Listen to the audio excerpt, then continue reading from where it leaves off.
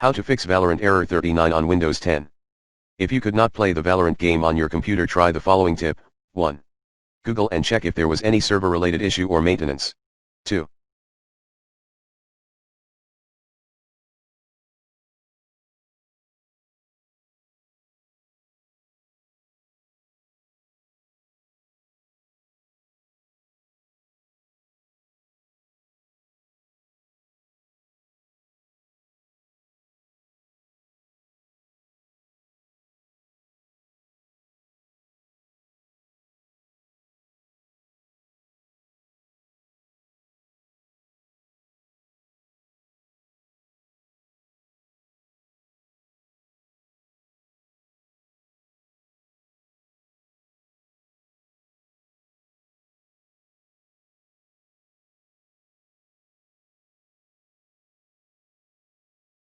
Follow Valorant server status page at https://twitter.com/valorant updates ?